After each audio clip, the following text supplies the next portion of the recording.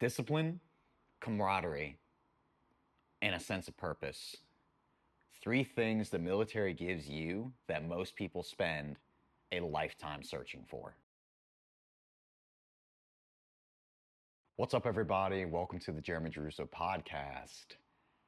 I'm Jeremy Giarrusso, and today we're going to go into this topic. It's a great topic for the show and for you. And we're going to talk about three key lessons that I've learned from the military, what people tend to miss out most when they leave, and why many end up going back in. I know, pretty crazy. These are lessons that extend beyond service and into everyday life. So whether you're a vet, you're active duty, or you're just curious, right? I got you. There's a little bit of sprinkle, a little bit of shit here for everybody. Now, if you're watching this on YouTube, please do me a favor and subscribe. It would mean a lot to me. It costs you absolutely nothing, so there's a win on your part. And it would help the algorithm reach more people and level them up if you would, again, subscribe, like, and comment. So with all of that out of the way, let's dive right into it, right? So let's get into the three things that I've learned from the military. Discipline is freedom. Discipline gives you control over your life, whether that is waking up early, sticking to a workout routine, or budgeting your finances. Discipline creates freedom to achieve your goals. And trust me, the military will instill plenty of discipline. If you go into the military fat, well, I don't know, things kind of changed, but if when you went into the military fat, they definitely made sure that your ass was going to be in shape before you got done with basic training. And literally, that discipline will bleed into other areas of your life. Like I was saying, it helps you take that control over your life. Again, discipline. Camaraderie matters. So the bond that you form with your brothers and sisters in arms is literally like nothing else. It's a reminder that no one succeeds alone, and that teamwork, trust, and shared goals make the vision and mission worthwhile. There are plenty of times where shit sucked, man. I've been on 2 combat deployments, and man, like, especially on this past one when I went to Syria, there was plenty of times where I was like, dude, what the fuck are we even doing, bro? But it was it was good to know that I had other individuals there with me. Some individuals that I frequently talk to this day and consider my brothers, that it it made everything that we were doing worthwhile. It made not being able to consistently reach out back home and see what was going on, uh, suck less, or you couldn't spend time on social media. Like, yeah, you had dudes that bought like little, essentially like Wi-Fi little pucks that you could bounce signal from another country, but I mean, it was fucking suspect at best as far as a service that you would get. I knew once a week I would definitely call back in to my parents, and it would be a very shitty quality video conversation or voice conversation that would last for probably 5 minutes. And it was what it was, man. Um, it made it suck less knowing that I had people there that were going through the same shit as me, and that we were all lifting each other up and working towards a mission and goal, which flows perfectly into adapt and overcome. Life doesn't always go as planned, and in the military, you will learn to adapt quickly and find solutions under pressure. This mindset is an absolute game changer in both your career and personal life. And you're going to have to be able to adjust quickly.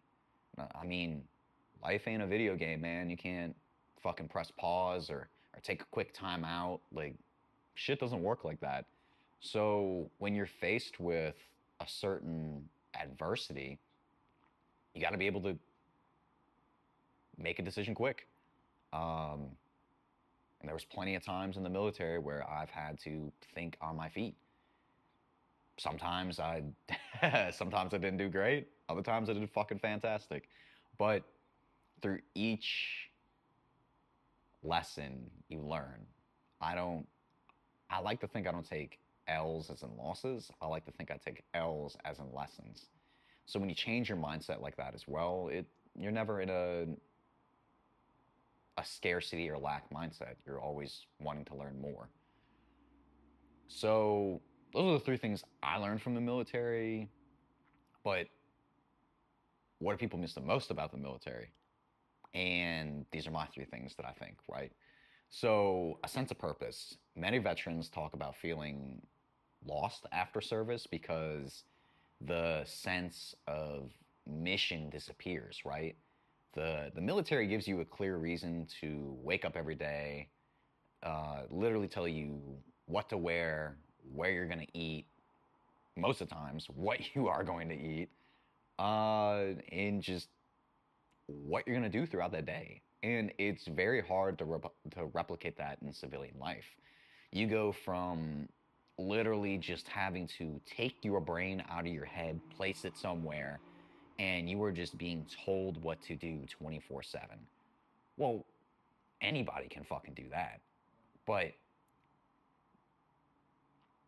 creating something of your own, following your own intuition, a lot of people aren't comfortable with that. And either you have to learn how to get comfortable with that, or fuck, just stay in the military, do your 20, 25, 30 years and get the fuck out, man. But at some point, you're going to have to be able to make those tough decisions on your own.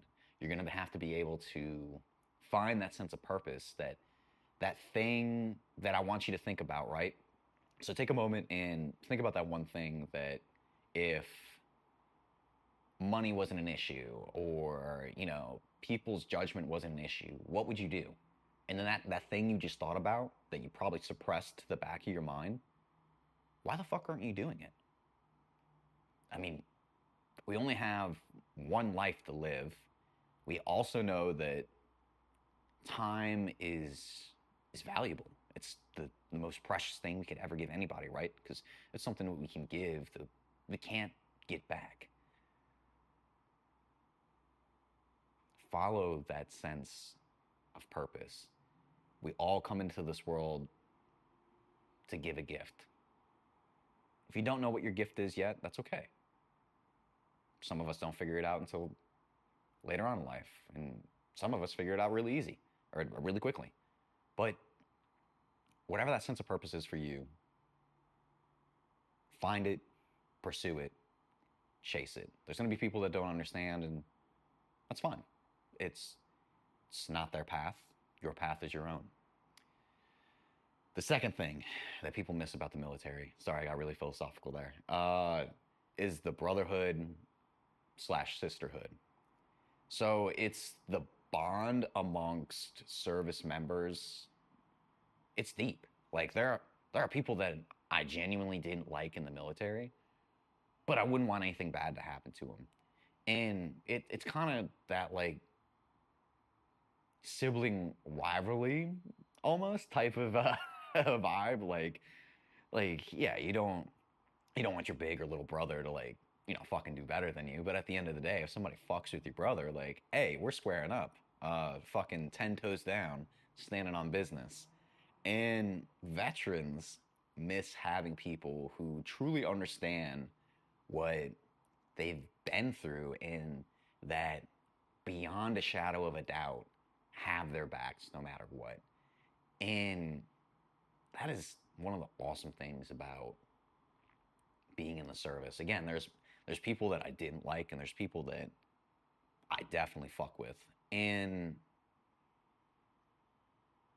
there are still individuals to this day that I keep in touch with that, if they called me and they're like, hey, bro, you know, this happened, I would try to help them out the best I can. And it's just that, again, that camaraderie that you build that can never be taken, man. It's beautiful. Uh, Lastly, for my top three things, what people miss most about the military is the structure. So it kind of goes back to the sense of purpose thing that we were talking about earlier. So you have a routine and a structure of the military life, right? It brings stability. You don't have to think about too much. You are given clothes from basic training. Basically, hey, when you are not actively on duty hours, this is what you're going to wear. And then a part of that uniform is your hair is going to be kept like this, and you're going to shave, and you can't wear jewelry, and all sorts of other rules. And AR 670-1, Army Regulations 670-1, but I think it changed. I don't know. It shows how it shows the level of keeping up I do nowadays. But I mean, you don't have to think about what to wear, where you're gonna go eat, housing, transportation. Most of those things are given to you. Or since you live on base, fuck, you can just walk wherever. Like, I know when I was a wee lower enlisted, right? That's what I did. I walked around a bunch, or if I did need a ride somewhere, I just hopped in a car with somebody or took a bus or whatever, man. Like, the structure is pretty awesome if you don't know what you want to do yet in life, and essentially you just don't want to think too much about all those tough decisions. The military can make it really easy for you. But in the same token, the military is also telling you what you're going to do, and you are, again, a piece of government property. So take that how you will, but for many, civilian life can feel chaotic in comparison. So my top three, excuse me. Let me take a sip. I promise this isn't a sponsor or anything like that. It's just some good fucking water. Anyways, why most individuals join back in after talking so much shit about, man, when I get out, I'm never gonna go back in, or like, I fucking hate this shit. It's terrible. Like, I hear you, bro. But I've seen so many people say those same things and join right back in, which, whatever. The first thing, I think it's the call to serve. So for some, it's the desire to make a difference and serve their country that never fades. It's about being a part of something bigger than yourself, which there are there are plenty of individuals that do. You have your Captain Americas that are just like, hell yeah, America, or I mean now, hell yeah, Trump's in office. Like, I wanna serve under him, and that's cool. I did my time to serve. Um, it's been real. It's been fun. I can't say all of it has been real fun, but for some people, that's what they love to do, and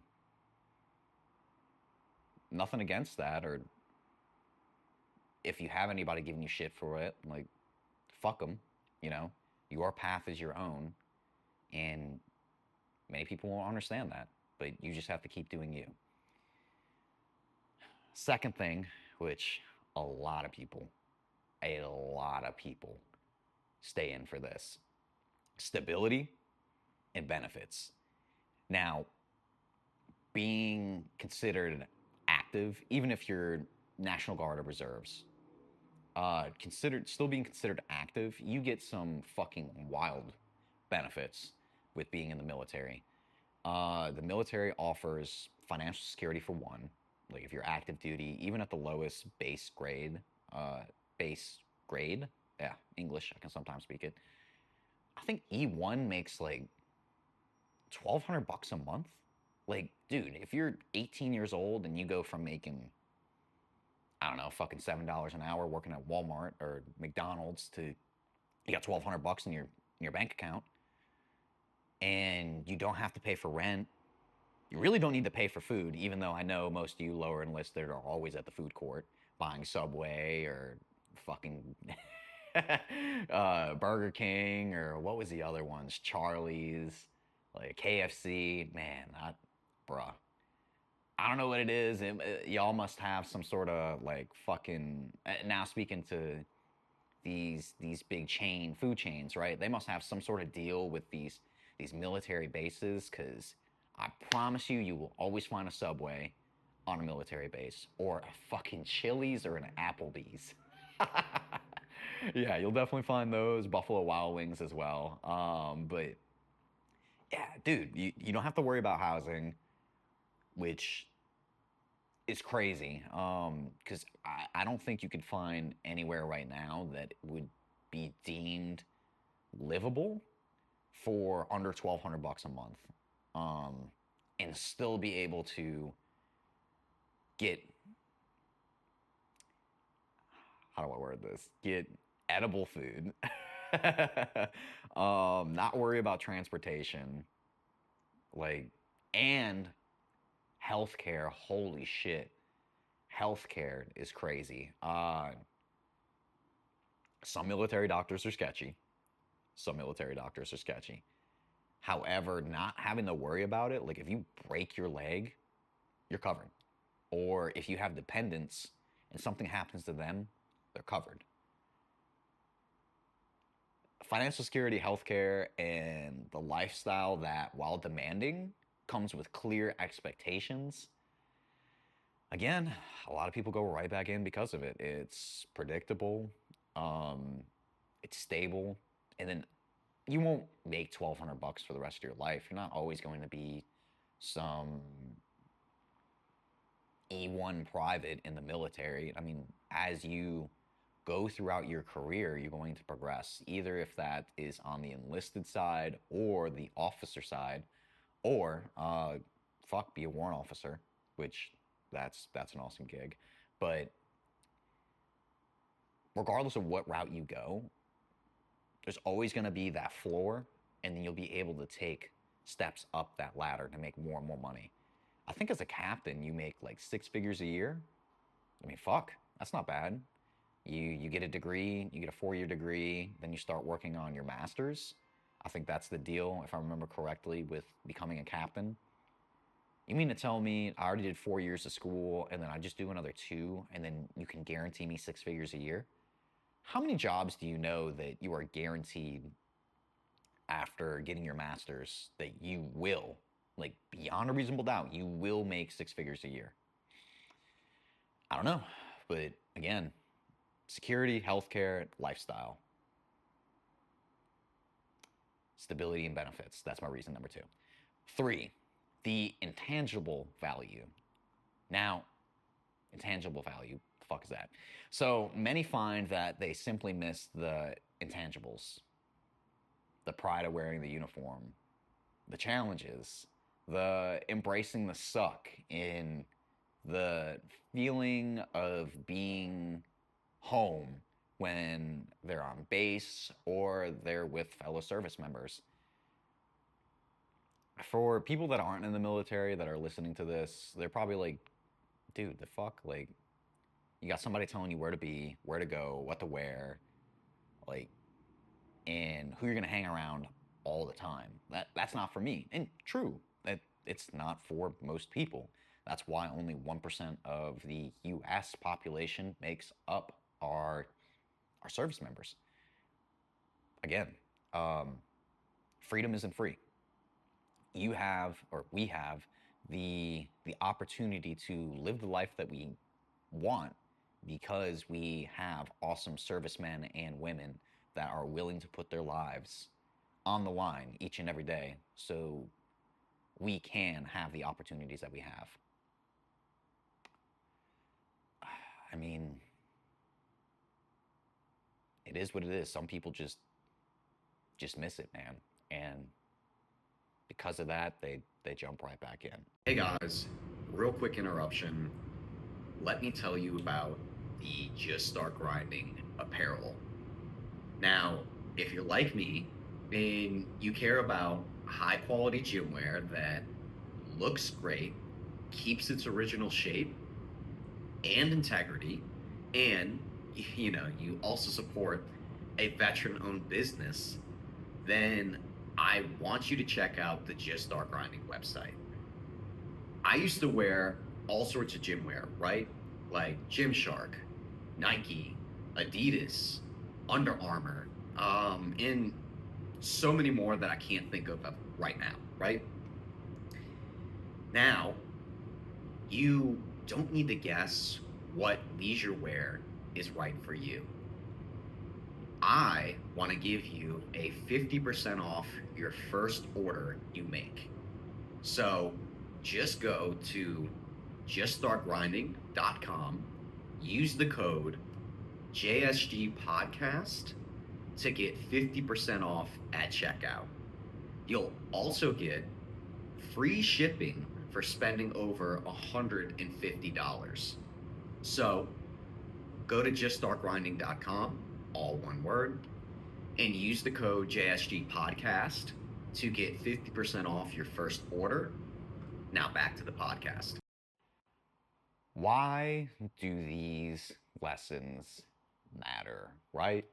So whether you served or not, these lessons apply to everyone. And it's the lessons of discipline, connection, the purpose that can transform your life, right? Think about how you can implement these things starting today. Maybe it is setting a goal and sticking to it, right? Being congruent with your words and actions. Maybe it is building that stronger support network, just finding better friends to hang out with, or finding a business mentor who will help you level up and take that next step. Or maybe it's just simply finding a sense of meaning in what you do. And if that's working a 9 to 5, if that's, hey, you're becoming an entrepreneur, it's a tough journey, but fuck, I like to think I give pretty solid advice, and there's plenty out there on YouTube and Instagram that do the same thing. But let's implement these ideas today, right? But big thanks for tuning in to this episode of the Jeremy Giarrusso podcast.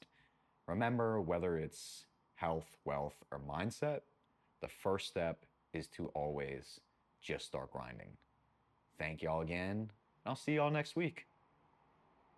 Peace.